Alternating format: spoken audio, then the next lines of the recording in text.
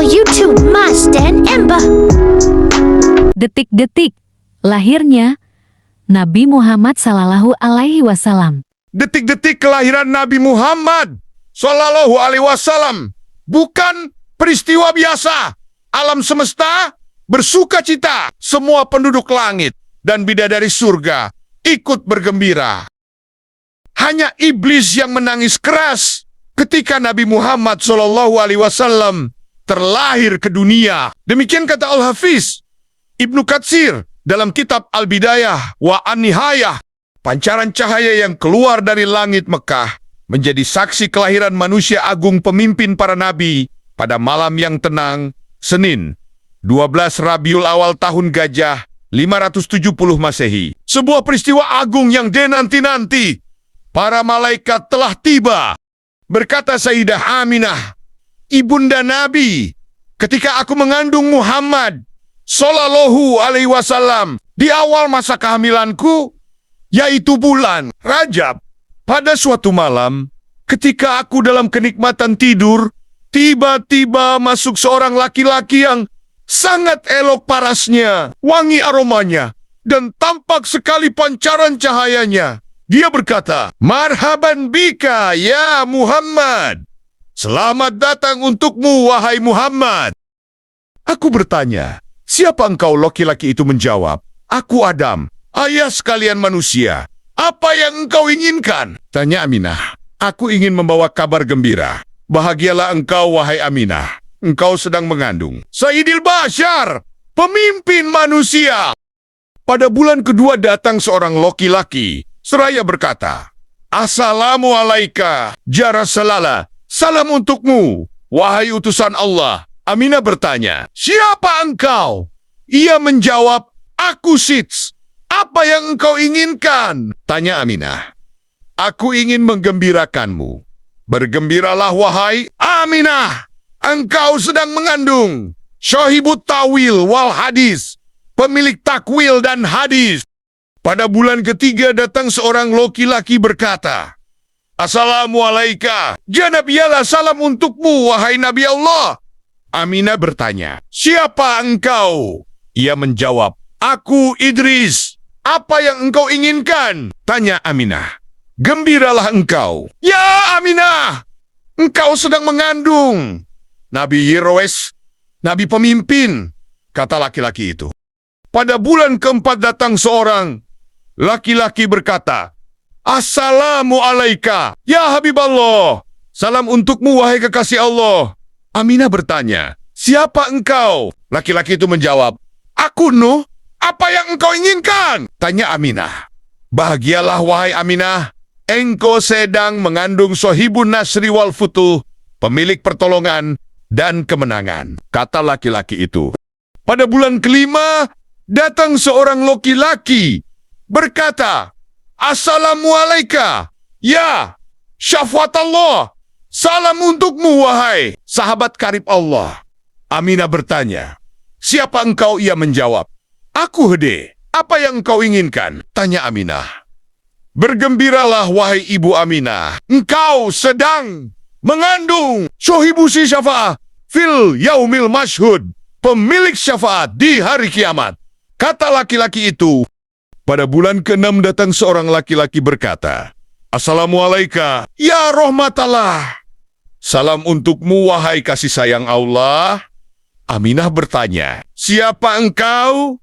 Ia menjawab, "Aku Ibrahim Al-Khalil. Apa yang engkau inginkan?" Tanya Aminah, "Bahagialah engkau ya Aminah. Engkau sedang mengandung Nabi Jalil, Nabi yang agung," kata laki-laki itu. Pada bulan ke-7 datang seorang laki-laki berkata, "Assalamualaikum ya manikta'arohullah. Salam untukmu wahai orang yang telah dipilih Allah."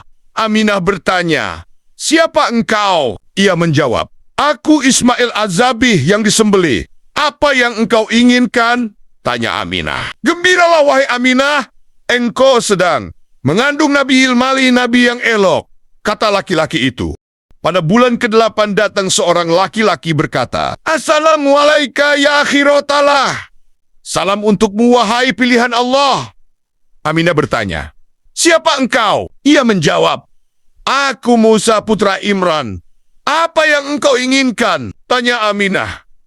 Kabar gembira ya Aminah, engkau sedang mengandung man yunzalu alaihil Quran, orang yang akan diturunkan padanya Al-Quran. Pada bulan ke-9, yakni bulan Rabiul, datang seorang laki-laki berkata, Assalamualaikum ya Rasulullah, salam untukmu, wahai utusan Allah. Aminah bertanya, siapa engkau? Ia menjawab, aku Isa putra Maryam. Apa yang engkau inginkan? Tanya Aminah. Gembiralah engkau ya Aminah, engkau sedang mengandung Nabil Mukarram, wa Rasulil Muazzam, Nabi yang dimuliakan, dan Rasul yang diagungkan. Kata laki-laki itu, Rabiul, bulan ke-9, kehamilan Sayyidah Aminah, merupakan momentum kelahiran Nabi Muhammad. Menjelang kelahiran, beliau semakin dekat. Allah melimpahkan bermacam anugerahnya kepada Sayyidah Aminah mulai tanggal 1 hingga malam 12 Rabiul Awal. Berikut kisahnya diceritakan. Imam Syihabuddin Ahmad bin Hajar Al-Haytami dalam kitabnya Animatul Kubro Alal Alam. Malam pertama Rabiul Awal, Ibunda Sayyidah Aminah merasakan ketenangan dan kesejukan jiwa yang belum pernah dirasakan sebelumnya. Pada malam kedua, datang seruan berita gembira kepodasi Aminah yang menyatakan dirinya akan mendapati anugerah yang luar biasa dari Allah Ta'ala. Malam ketiga datang seruan memanggil, wahai Aminah, sudah dekat saat engkau melahirkan Nabi yang agung dan mulia, Muhammad Rasulullah SAW, yang senantiasa memuji dan bersyukur kepada Allah. Pada malam keempat, Sayyidah Aminah mendengar seruan beraneka ragam tasbih para malaikat dengan jelas. Pada malam kelima, Sayyidah Aminah bermimpi bertemu dengan Nabi Allah Ibrahim alaihissalam. Pada malam ke-6, Sayyidah Aminah melihat cahaya Nabi Muhammad SAW memenuhi alam semesta. Pada malam ke-7, Sayyidah Aminah melihat para malaikat silih berganti berdatangan mengunjungi kediamannya, membawa kabar gembira, sehingga kebahagiaan dan kedamaian semakin memuncak. Pada malam ke-8, Sayyidah Aminah mendengar seruan memanggil di mana-mana. Suara tersebut terdengar, jelas mengumandangkan, berbahagialah wahai seluruh penghuni alam semesta, telah dekat kelahiran Nabi Agung, kekasih Allah pencipta alam semesta. Pada malam ke-9, Allah mencurahkan rahmat, kasih sayang kepada Sayyidah Aminah, sehingga tidak ada sedikit pun rasa sakit, sedih, susah dalam jiwa Sayyidah Aminah. Pada malam ke-10, Sayyidah Aminah melihat tanah Zoif dan Mina ikut bergembira menyambut kelahiran Nabi Muhammad. Pada malam ke-11, Sayyidah Aminah melihat seluruh penghuni langit dan bumi ikut bersukacita menyongsong kelahiran Sayyidina Muhammad. Tibalah kelahiran Nabi Muhammad SAW, tepatnya tanggal 12 Rabiul Awal, di sepertiga malam yang tenang. Malam itu langit dalam keadaan cerah, tanpa mendung sedikit pun. Saat itu, Abdul Muthalib, kakek Nabi Muhammad, sedang bermunajat kepada Allah di sekitar Ka'bah. Sedangkan Sayyidah Aminah sendiri di rumah, tanpa ada seorang pun yang menemaninya. Tiba-tiba Sayyidah Aminah melihat tiang rumahnya terbelah dan perlahan leher muncul 4 wanita yang masing-masing sangat jelita, anggun dan cantik, diliputi dengan cahaya kemilau yang memancar serta semerbak harum memenuhi seluruh ruangan. Wanita pertama datang dan berkata, sungguh berbahagialah engkau, wahai Aminah. Sebentar lagi engkau akan melahirkan Nabi yang agung, junjungan semesta alam. Beliaulah Nabi Muhammad SAW. Kenalilah aku, bahwa aku adalah Hawa, istri Nabi Allah Adam, ibunda seluruh umat manusia. Aku diperintahkan Allah untuk menemanimu. Kemudian datanglah wanita kedua yang menyampaikan kabar gembira. Aku adalah istri Nabi Allah Ibrahim, yang diperintahkan Allah untuk menemanimu. Begitu pula menghampiri wanita yang ketiga. Aku adalah Asyah binti Muzahim yang diperintahkan Allah untuk menemanimu. Datanglah wanita keempat. Aku adalah Maryam, ibunda Isa, datang untuk menyambut kehadiran putramu Muhammad Rasulullah. Sehingga semakin memuncak rasa kedamaian dan kebahagiaan ibunda. Nabi Muhammad SAW yang tidak bisa terlukiskan dengan kata-kata. Keajaiban berikutnya, Sayyidah Aminah melihat sekelompok demi sekelompok manusia bercahaya, berdatangan silih berganti memasuki ruangannya, dan mereka memanjatkan puji-pujian kepada Allah dengan berbagai macam bahasa yang berbeda. Detik berikutnya Sayyidah Aminah melihat atap rumahnya terbuka dan terlihat oleh beliau bermacam-macam bintang di angkasa beterbangan yang sangat indah berkilau cahayanya. Detik berikutnya Allah memerintahkan kepada malaikat Ridwan agar memerintahkan seluruh bidadari surga berdandan cantik dan rapi, memakai kain sutra dan segala macam bentuk perhiasan dengan bermahkotakan emas, intan permata yang bergemerlapan, dan menebarkan wangi-wangian surga yang harum semerbak ke segala penjuru. Lalu beribu-ribu bidadari itu dibawa ke alam dunia oleh malaikat Ridwan. Terlihat wajah bidadari itu gembira. Kemudian Allah memanggil malaikat Jibril.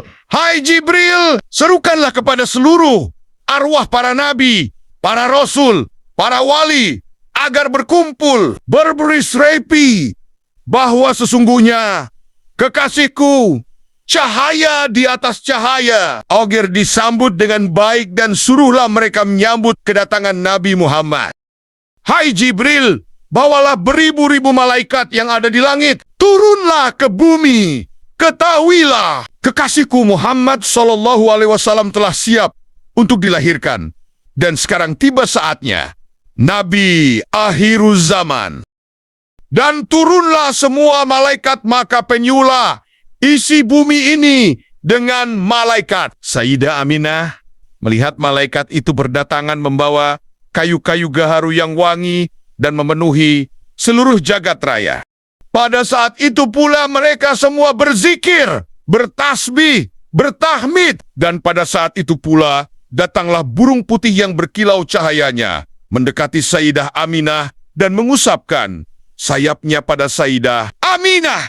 Maka pada saat itu pula lahirlah Nabi Muhammad. Tidaklah Sayyidah Aminah melihat kecuali cahaya. Tak lama kemudian terlihatlah jari-jari.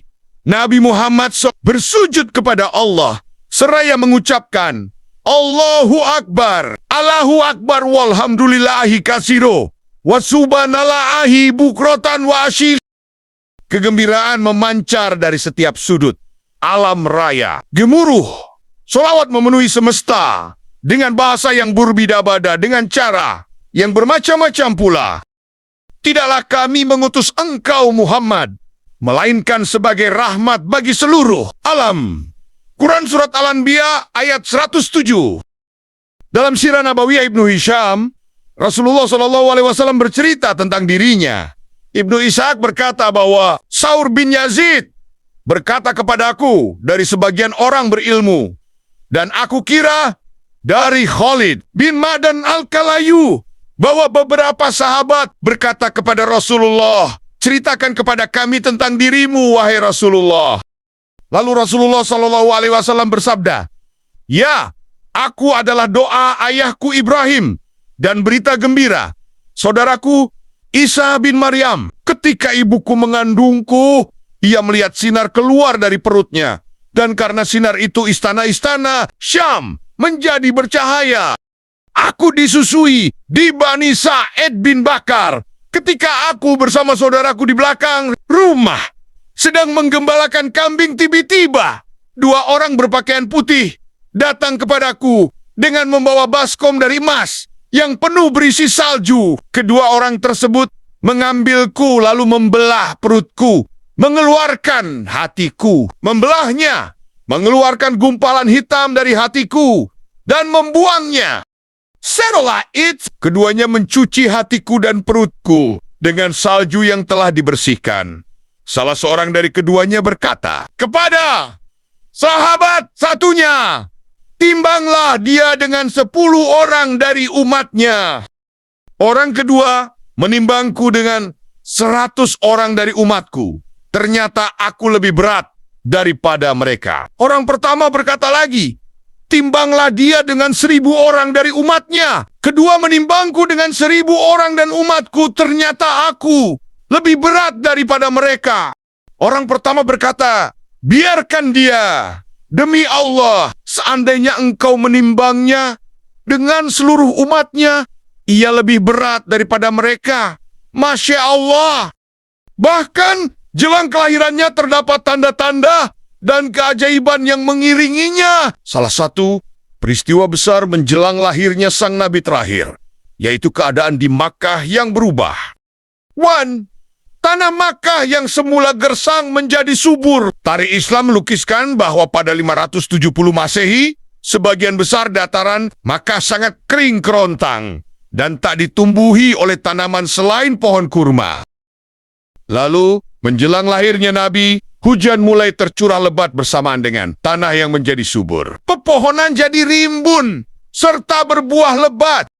Tuh, singgasana Raja Persia bergoyang. Peristiwa besar lainnya adalah bergoyangnya singgasana Raja Persia Kisra Anushirwan. Bahkan 14 balkon istananya ikut runtuh. Sri, api Majusi yang menyala 1000 tahun lebih, tiba-tiba padam. Peristiwa lainnya menjelang kelahiran Nabi Muhammad SAW adalah padamnya api Majusi, sebuah api suci yang terdapat di kuil pemujaan Persia. Api tersebut diyakini telah menyala selama 1000 tahun lebih dan tak pernah padam, sekalipun kala itu masyarakat Majusi berusaha untuk menghidupkan kembali api tersebut, namun upaya mereka gagal. 4. Air Danau A secara tiba-tiba surut. Selain itu, di tempat lainnya, ada sebuah danau yang disebut sebagai Danau A. Danau yang dikultuskan oleh orang-orang Persia itu secara tiba-tiba surut dan menjadi kering. 5. Munculnya burung ababil yang menghancurkan pasukan Abraha. Dalam buku Samudra Keteladanan, Muhammad tulisan Nurul Ma'arif Syafiur Rahman Al-Mubarak Furi menceritakan semakin banyak peziarah yang berbondong-bondong pergi ke Ka'bah, padahal biasanya hal itu tidak pernah terjadi. Lantas, Abraha kesal dan marah. Lalu, ia membangun gereja yang megah di sana untuk menyaingi Ka'bah, sehingga orang-orang Arab berpaling dari Ka'bah ke gereja. Alih-alih terwujud, gereja megahnya justru tidak menarik minat para peziarah dan karenanya ditinggalkan begitu saja. Abraha yang marah lantas bertekad menghancurkan Ka'bah dengan membawa 60.000 pasukan. Misinya tentu gagal. Dengking Allah Subhanahu wa Ta'ala. Muncullah burung-burung ababil yang membawa batu panas untuk meluluh lantahkan pasukan Abraha. Sikh, para ahli kitab Yahudi dan Nasrani, melihat bintang besar dan bercahaya. Dalam sumber yang sama disebutkan bahwa para ahli kitab Yahudi dan Nasrani melihat bintang besar dan bercahaya terang tepat di hari kelahiran Nabi Muhammad. Bahkan bintang tersebut tak pernah terlihat sebelumnya. 7. Iblis dan jin terhalang mendengarkan berita langit. Iblis dan jin tidak bisa lagi mencuri dengar informasi dari langit karena mereka terus-menerus dilempari bintang-bintang. Tak lama setelah pasukan gajah gagal menyerang Ka'bah, Rasulullah SAW akhirnya lahir ke dunia. Ayahnya bernama Abdullah, seorang putra dari pemimpin suku Quraisy. Sedangkan ibunya bernama Aminah yang merupakan putri dari pemimpin Bani Zurah. Itulah kisah detik-detik kelahiran Nabi Muhammad. Semoga kisah ini menjadikan iman kita semakin kuat. Subscribe, like, share, dan komen